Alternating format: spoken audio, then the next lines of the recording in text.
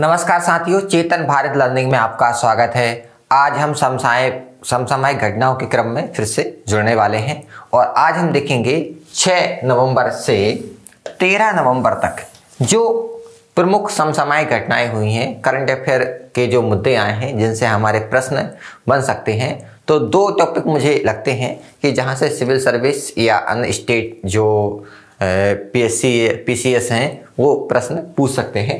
तो 2 टॉपिक कौन कौन से आज हम कवर करने वाले हैं। पहला है भारत में डेटा संरक्षण, क्योंकि एक लंबे समय से चर्चा में है। डेटा संरक्षण जो बिल है उसके कारण लंबे समय से चर्चा में है।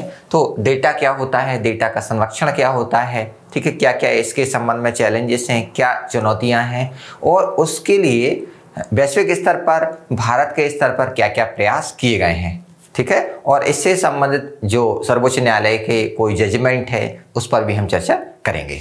इसके बाद है दूसरा राष्ट्रीय कानूनी सेवा दिवस, जो 9 नवंबर को प्रतिवर्ष मनाया जाता है। इसे नेशनल लीगल सर्विस डे बोलते हैं, ठीक है। तो इसमें क्या उद्देश्य है कि लोगों तक न्याय की पहुंच हो, किसी अयोग्यता के कारण, किसी नियोग्यता के कारण व्यक्ति के पास न्याय ना पहुंचे, ऐसा नहीं होना चाहिए। सभी व्यक्तियों तक न्याय की पहुंच हो।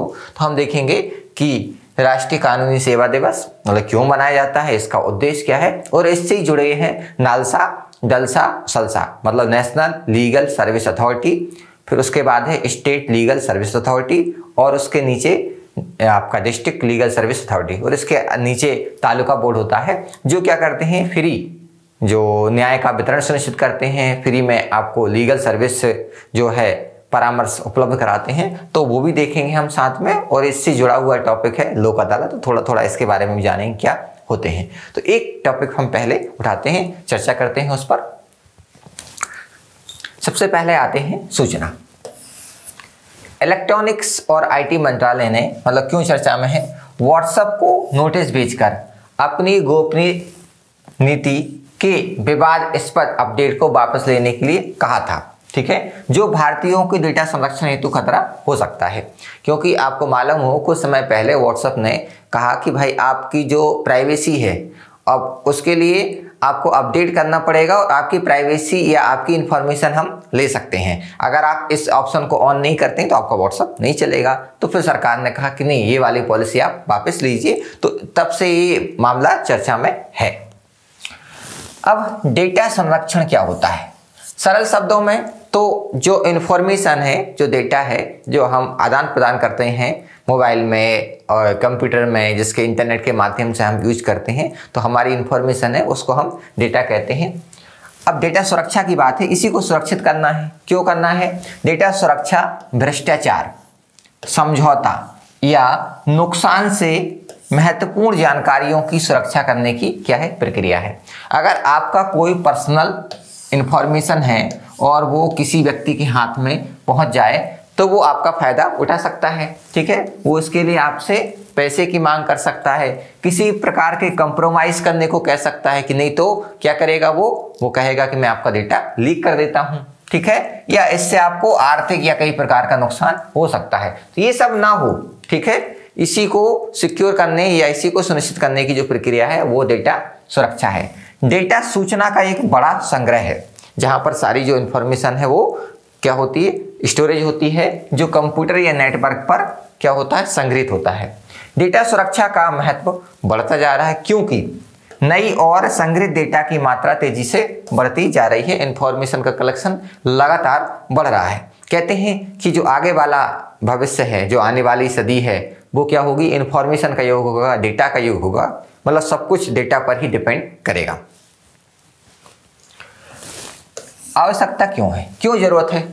जरूरत इसलिए है, internet and mobile association of India की डिजिटल इंडिया रिपोर्ट 2019 कहती है कि लगभग 504 मिलियन सक्रिय वेब उपयोगकर्ता भारत में है ना। और भारत का जो ऑनलाइन बाजार चीन के बाद दूसरे नंबर पर है। विश्व में हम दूसरे नंबर पर आ गए हैं ऑनलाइन बाजार पर। इसके बाद व्यक्तियों और उनकी ऑनलाइन खरीदारी आदतों के बारे में जानकारी लाभ का एक महत्वपूर्ण स्रोत बन गया है, ठीक है।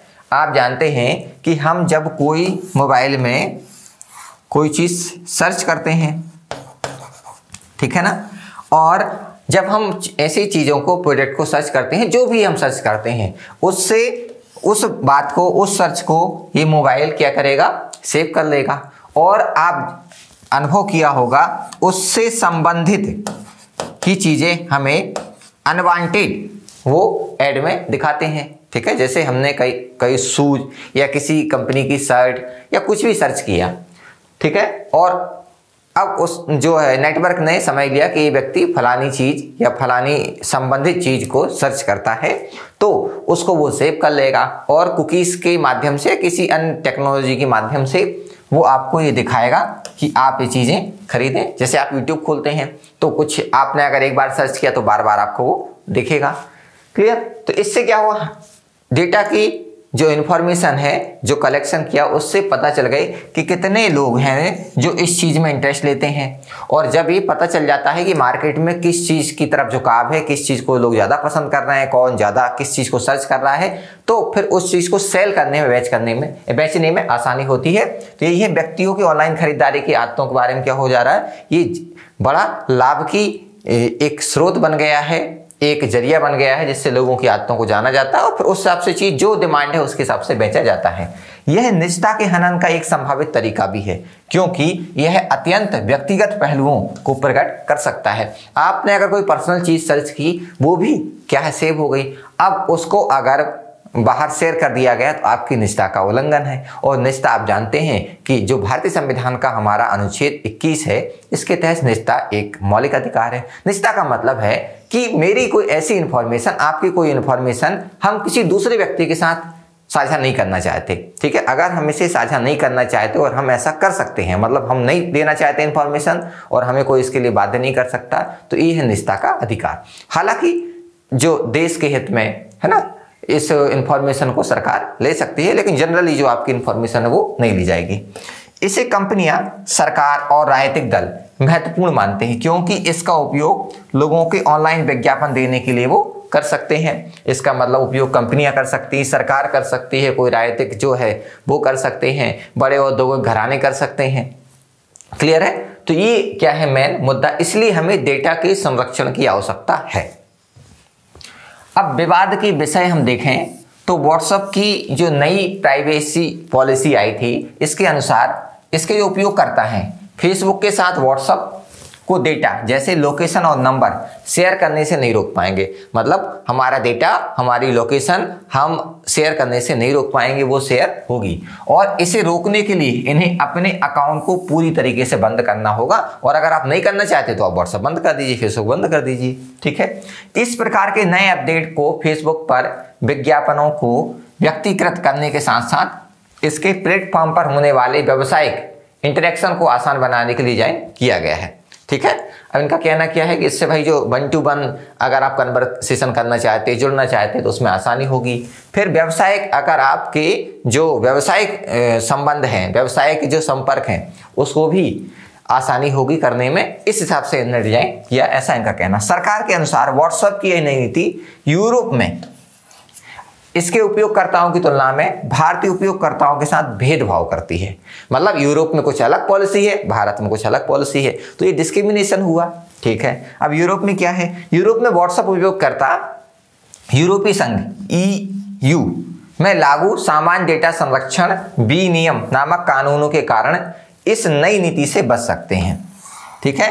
वो चाहे तो इस नीति से बच सकते हैं। इस विनियम से वे अपने डेटा को फेसबुक के साथ शेयर करने से मना कर सकते हैं। ऐसा यूरोपियन यूनियन में कानून लागू है जिससे वो बच सकते हैं। लेकिन भारत में इसके साथ दूसरी कंडीशन हो रही। भारत में ये क्या है, एक प्रकार से भेदभाव की नीति है कि ये नहीं बच सकते हैं। अगर हम देखें वैश्विक स्तर पर डेटा संरक्षण के लिए, डेटा सुरक्षा के लिए कोई कानून है, तो सबसे पहले देखते हैं यूरोपीय संघ general data protection regulation, GDPR बोलते हैं इसे, का प्राथमिक उद्देश्य क्या है, व्यक्तियों को उनके व्यक्तिगत डेटा पर नियंत्रण प्रदान करना। ये इसका पहला और प्राथमिक उद्देश्य है। अमेरिका की हम बात करें, इसके पास क्या है, डिजिटल प्राइवेसी के मामलों से निपटने के लिए क्षेत्रीय कानून है, ठीक है, जो क्षेत्रीय स्तर पर, रीजनल स्तर पर इन मामलों की निपटारा करते हैं। जैसे US प्राइवेसी एक्ट 1974 का है, ग्राम लीच बिल्ले एक्ट है, ठीक है। तो ये क्या करते हैं, डेटा संरक्षण के लिए काम करते हैं, लोगों की समस्याओं को समाधान करते हैं, ठीक है, जिससे लोगों की जो सुरक्षा है, डेटा संरक्षण वो हो सके, उनकी निजता का उल्लंघन ना हो। भारत की बात करें, भारत ने भी पहल की है, जो IT एक्ट है, सूचना प्रौद्योगिकी अधिनियम 2000 है। इसमें सबसे पहले तो जो इलेक्ट्रॉनिक लेन देन को मान्यता प्रदान की गई थी, इलेक्ट्रॉनिक धोखाधड़ी की परिभाषा दी गई। इलेक्ट्रॉनिक अगर धोखाधड़ी होती है तो जो ग्राहक के हित हैं उनका सुरक्षा या संरक्षण किया जाएगा, उनके हितों को प्रोटेक्शन दिया जाएगा, और साथ ही ऐसा करने वाले व्यक्ति को क्या है, दंड प्रदान किया जाएगा। यह है कंप्यूटर सिस्टम से डेटा के संबंध में कुछ उल्लंघनों के खिलाफ सुरक्षा प्रदान करता है। इसमें कंप्यूटर सिस्टम और उसमें जो भी स्टोरेज डेटा है, संग्रहित डेटा है, कि अनाधिकृत उपयोग को रोकने का प्रावधान करता है कि अनऑथराइज व्यक्ति इसका उपयोग नहीं करेगा। अब बात करते हैं हम व्यक्तिगत डेटा संरक्षण विधेयक 2019 की, ठीक है, जो चर्चा में था। तो सर्वोच्च न्यायालय ने 2017 में केएस पुट्टास्वामी, है ना, जो पुट्टास्वामी जजमेंट के नाम से फेमस है, इस मामले में निजता के अधिकार को क्या कहा, मौलिक अधिकार कहा, और कहा कि व्यक्ति के जो इंफॉर्मेशन है, जो डेटा है, उसे दूसरा व्यक्ति को यूज नहीं कर सकता, ठीक है। जिसके बाद केंद्र सरकार ने डेटा संरक्षण के अनुशासन में कानून का प्रस्ताव लाने के लिए न्यायमूर्ति BN कृष्ण समिति की नियुक्ति की। अब इसके लिए जब मौलिक अधिकार है तो कानून बनाना पड़ेगा, तो सरकार एक विधेयक लाई, जिसे क्या कहा, डेटा संरक्षण विधेयक 2019।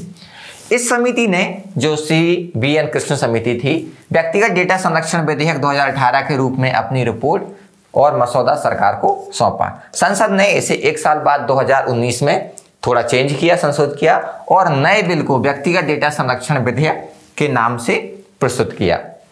इस विधेयक का उद्देश्य क्या है, व्यक्तिगत डेटा से संबंधित व्यक्तियों की गोपनीयता की सुरक्षा करना, ठीक है। दूसरा है कि अगर इस संबंध में कोई गतिविधि होती है तो उसका समाधान सुनिश्चित करना आगे, तथा किसी व्यक्ति के व्यक्तिगत डेटा से संबंधित मामलों के लिए भारतीय डेटा संरक्षण प्राधिकरण, data protection authority of India की स्थापना करना, जो इसकी होल सोल अथॉरिटी होगी, नोडल एजेंसी का इससे रूप दिया जाएगा, जो सारे इन मामलों को देखेगी। अब व्यक्तिगत डेटा संरक्षण विधेयक 2019 है, इससे संबंधित कुछ समस्याएं, कुछ चिंताएं हैं। जैसे यह दो तरफा तलवार की तरह है, मतलब एक तरफ ये संरक्षण की बात कर रहा है, लेकिन दूसरी तरफ इसके प्रावधान हम देखें तो उतने संतुष्टिदायक नहीं है। जहां भारतीयों के व्यक्तिगत डेटा को मूल अधिकारों के साथ सशक्त बनाकर उनकी रक्षा कर रहा है एक तरफ, दूसरी तरफ केंद्र सरकार को ऐसी छूट प्रदान कर रहा है जो व्यक्तिगत डेटा को संशोधित करने के सिद्धांतों के विरुद्ध है। मतलब एक तरफ कह रहा है कि व्यक्ति के डेटा का संरक्षण होगा, दूसरी तरफ है कि सरकार चाहे तो इसका उपयोग कर सकती है। तो दो बातें इसमें हमें दिखाई दे रही हैं। डेटा सिद्धांतों की अस्पष्टता के कारण सरकार जरूरत पड़ने पर संवेदनशील व्यक्तिगत डेटा को भी क्या कर सकती है, प्रोसेस कर सकती है, एक्सेस कर सकती है। अब देखें, इससे प्रश्न बनेगा हमारे मेंस में बन सकता है, डेटा और गोपनीयता संरक्षण के लिए भारत में वर्तमान ढांचे के साथ मुद्दे क्या हैं, इश्यूज क्या हैं, ये बताना है। व्यक्तिगत डेटा संरक्षण विधेयक इन मुद्दों का समाधान कैसे करना चाहता है और कैसे करने में सहायक होगा, ठीक है। तो ये हमारे मेंस में प्रश्न बन सकता है, इसको लिखने की आप कोशिश कीजिएगा। प्रीलिम्स का अगर हम देखें तो प्रीलिम्स का क्वेश्चन, प्रस्तावित डेटा संरक्षण विधेयक निम्नलिखित में किस समिति की सिफारिश पर आधारित है? BK पाल समिति, फिर आपकी बीलाल समिति, जस्टिस श्री कृष्ण समिति और जस्टिस श्रीनिवास समिति। तो इसमें बहुत आसान है कि अभी हमने पढ़ा था, जो जस्टिस श्री कृष्ण समिति है उसके आधार पर इसको तैयार किया गया है। अब हम बात कर रहे हैं राष्ट्रीय विधिक सेवा दिवस की।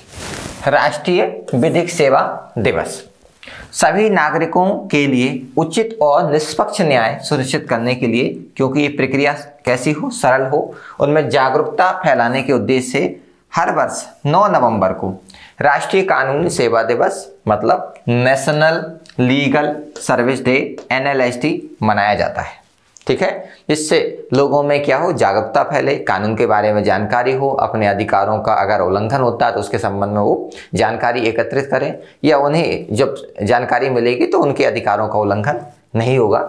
ठीक है, राष्ट्रीय विधिक सेवा दिवस के बारे में देखें तो वर्ष 1995 में पहली बार नेशनल लीगल सर्विस डे या राष्ट्रीय विधिक सेवा दिवस भारत के सर्वोच्च न्यायालय द्वारा समाज के गरीब और कमजोर वर्गों की सहायता प्रदान करने हेतु शुरू किया गया था। तो प्रारंभ कब किया? 1995 से। अब बात करते हैं सिविल और आपराधिक और राजस्व न्यायालयों, न्यायाधिकरणों या अर्ध न्यायिक कार्य करने वाली किसी भी अन्य प्राधिकरण के समक्ष उपस्थित मामले में मुफ्त कानूनी सेवाएं प्रदान की जाती हैं।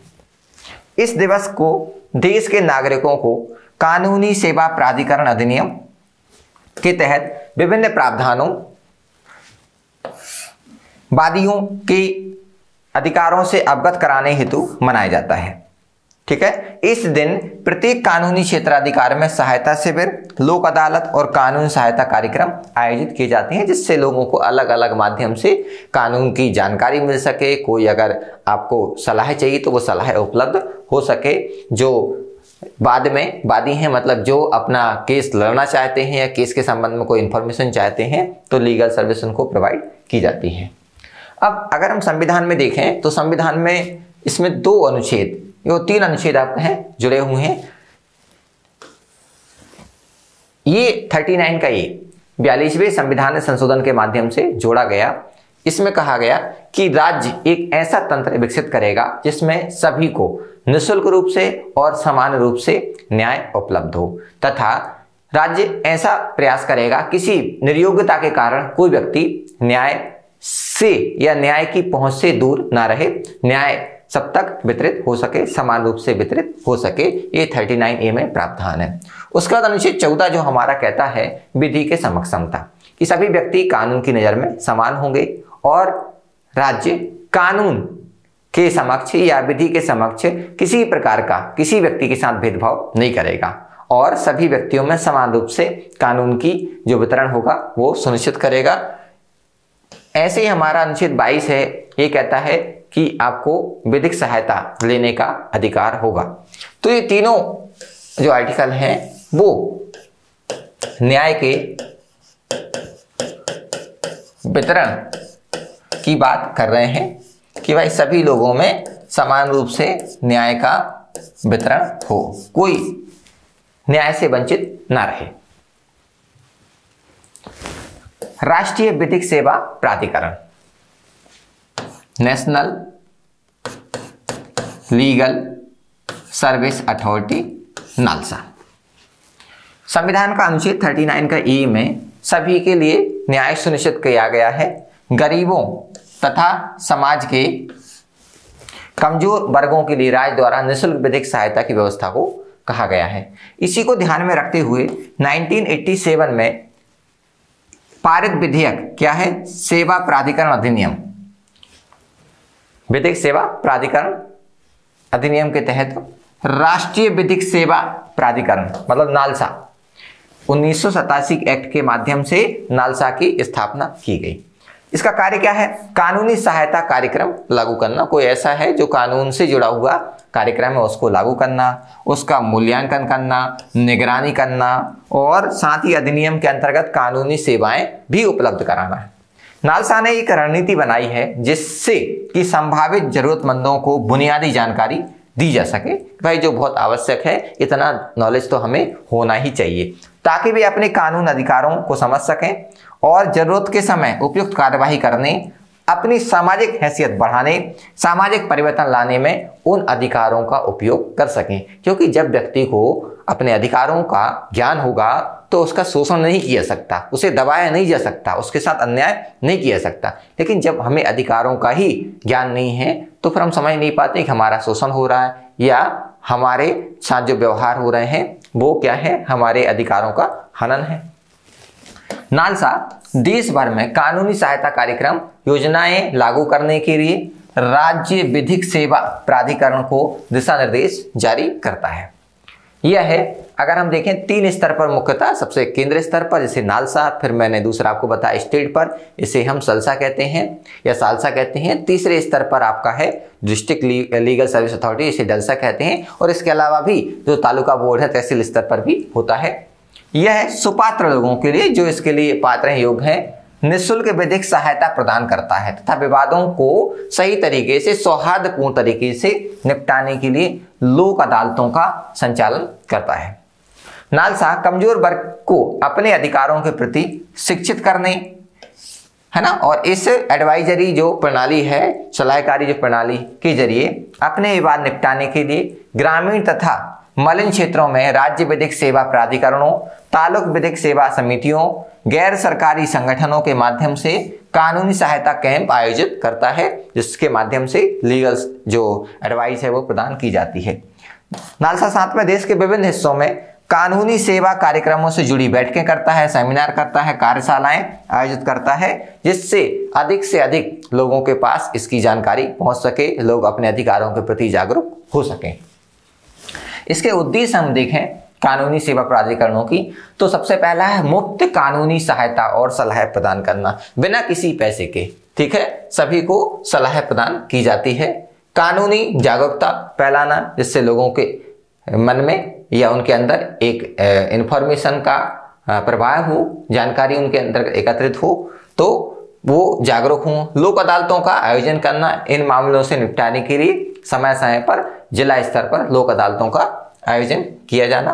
वैकल्पिक विवाद समाधान तंत्र के माध्यम से विवादों को निपटारा या विवादों को जो समाधान को बढ़ावा देना।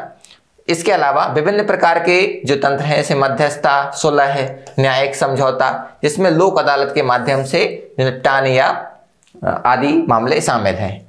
अपराध पीड़ित जो व्यक्ति है, जो विक्टिम है, उसको मुआवजा प्रदान करना। तो ये क्या विभिन्न प्रकार के एडवाइजरी जो मैकेनिज्म है, सलाहकारी जो मध्यस्थता करके जो विवाद है उनका समाधान करते हैं। अगर हम देखें कि नालसा के ऑब्जेक्टिव क्या है, तो हमने देखा स्प्रेडिंग लीगल अवेयरनेस, मतलब कानूनी जो जानकारी है उसका प्रसार करना, लोक अदालतों का समय समय पर आयोजन करना, प्रमोटिंग डिस्प्यूट सेटलमेंट, जो विभिन्न विवाद हैं उनका समाधान को बढ़ावा देना, और providing the victims of crime with compensation, जो विक्टिम है, जो पीड़ित है, उसको मुआवजा प्रदान करना, ये हमने देखा।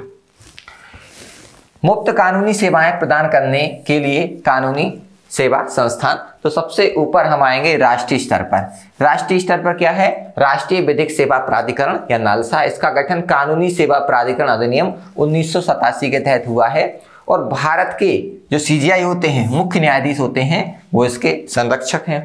राज्य स्तर पर हम देखें तो राज्य विधिक सेवा प्राधिकरण, इसकी अध्यक्षता राज्य के उच्च न्यायालय के मुख्य न्यायाधीश करते हैं, है ना, वो इसके मुख्य संरक्षक हैं। उससे नीचे आते हैं जिला स्तर पर, तो जिला विधिक सेवा प्राधिकरण, जिले का न्यायाधीश, इसका पदेन अध्यक्ष होता है।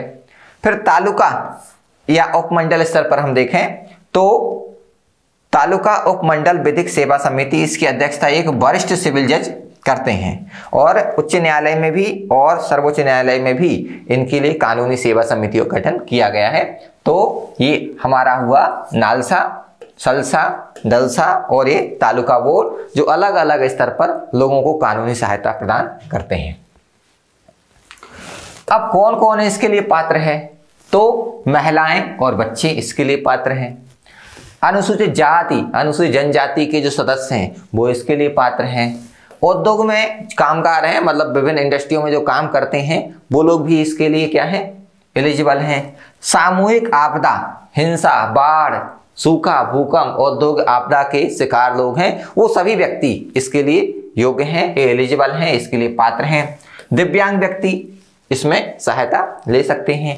हिरासत में उपस्थित कोई व्यक्ति है वो भी इसमें सहायता ले सकता है। वे व्यक्ति जिनकी वार्षिक आय संबंधित राज्य सरकार द्वारा निर्धारित राशि से कम है, मतलब एक राशि निर्धारित कर दी और उससे कम है, तो वो इसमें योग्य होंगे।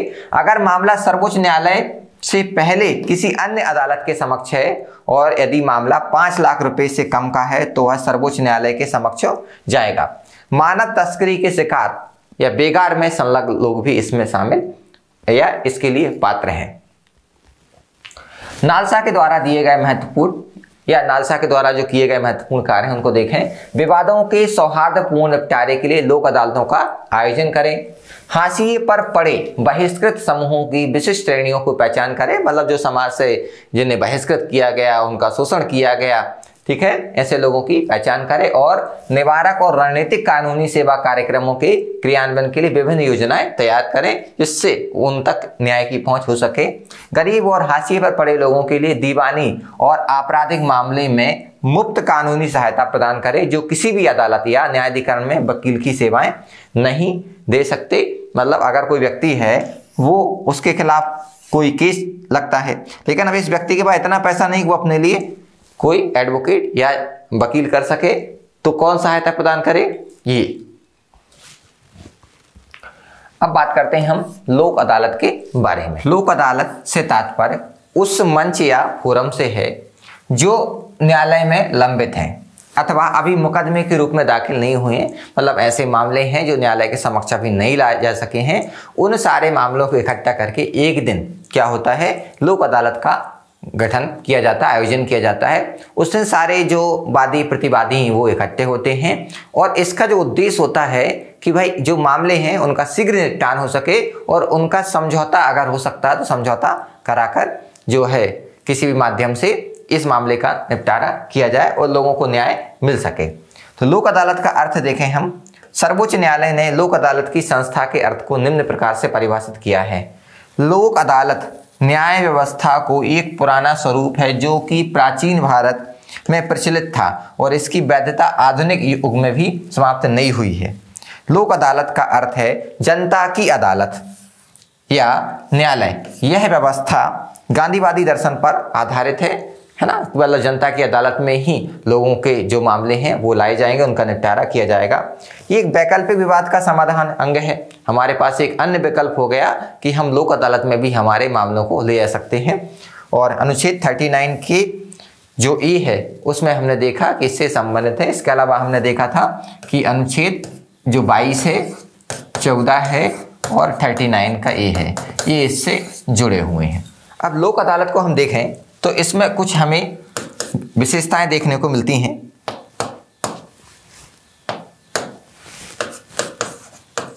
विशेषता क्या है? सबसे पहली बात तो इसमें कोर्ट फीस का प्रावधान नहीं, ठीक है, कि व्यक्ति को कोर्ट फीस नहीं देनी पड़ती, मतलब ये सस्ती प्रणाली है। और अगर कोई धनराशि जमा भी कराई जाती है तो वो निर्णय के बाद क्या है, वापस कर दी जाती है। दूसरा हमने देखा कि ये है गांधीवादी दर्शन पर आधारित है। तीसरा सरल व सस्ती प्रणाली है, ठीक है। अनौपचारिक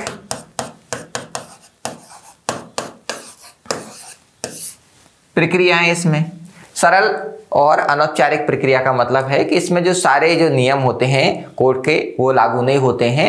यहाँ पर जो वादी प्रतिवादी हैं वो न्यायाधीश से मिलके भी बात रख सकते हैं कि हमारी ये समस्या है, ऐसा जनरली जो कोर्ट में नहीं होता है।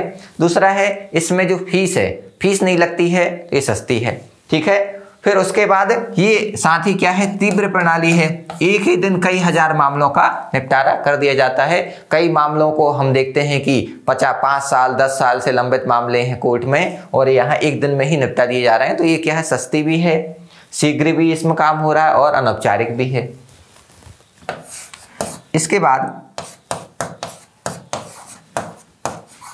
एक वैकल्पिक समाधान तंत्र है जहां व्यक्ति जाकर अपनी समस्याओं का समाधान कर सकता है।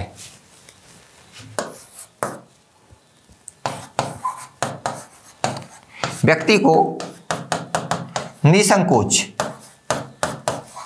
अपनी बात रखने का यहां पर मौका होता है, वो अपनी बात आसानी से रख सकता है। इसके अलावा अगर आपको मुआवजा मिल रहा है, जो हर्जाना है, तो मुआवजा तुरंत मिल जाता है,